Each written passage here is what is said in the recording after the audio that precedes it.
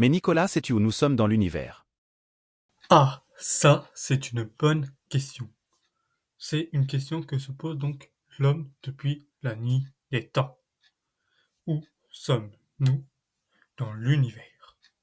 Tout d'abord, le géocentrisme était la réponse logique, limitée par les croyances et les séances de son époque. La Terre se trouve immobile au centre de l'univers. Cette vision est celle de l'Antiquité jusqu'au XVIe siècle. Ce modèle donc se Ptolémée a été abandonné car la précision croissance des mesures scientifiques réalisées pendant la Renaissance ne permettait plus de tolérer les erreurs qui s'engendraient. Puis vint l'ère de l'héliocentrisme, une théorie physique plaçant le Soleil au centre de l'univers. Nicolas Copernic fut le premier à proposer un modèle héliocentrique, incluant la Terre et toutes les planètes connues à l'époque.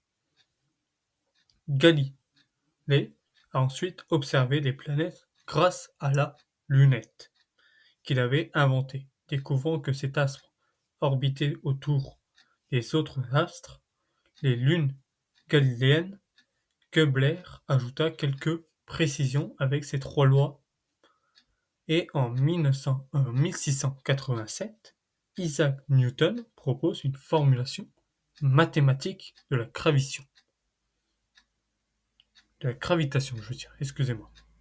À partir du XVIIe siècle, l'héliocentrisme devint progressivement la, la représentation du monde communément adoptée en Occident.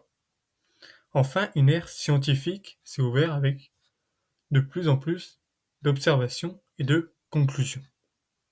Pour commencer, en 1718, Edmond Halley met en évidence le mouvement propre des étoiles en comparant les déplacements angulaires de Alpha Canis Majoris et Beta Bootis.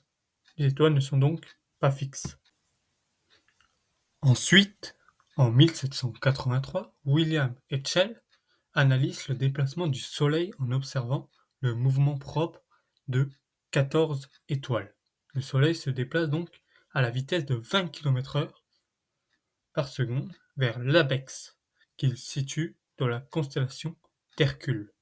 Le Soleil est donc en mouvement dans l'univers. En 1924, Edwin Hubble découvre que les nébuleuses observées depuis des siècles ne font pas partie de notre galaxie, mais constituent d'autres galaxies éloignées. En 1929, toujours Edwin Hubble établit grâce à la spectroscopie et le décalage vers le rouge la relation entre la distance des galaxies et leur vitesse d'éloignement.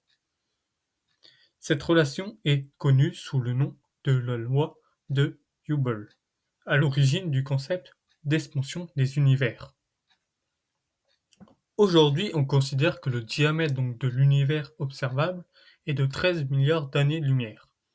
Celui-ci contient environ 7 fois 10, euh, donc avec le petit 22 au-dessus du 10, étoiles répandues dans l'environ, dans, dans environ 100 milliards de galaxies.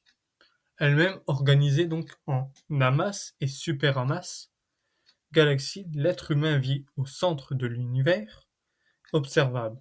Il est cependant possible que l'univers observable ne soit qu'une infime partie d'un univers réel beaucoup plus grand.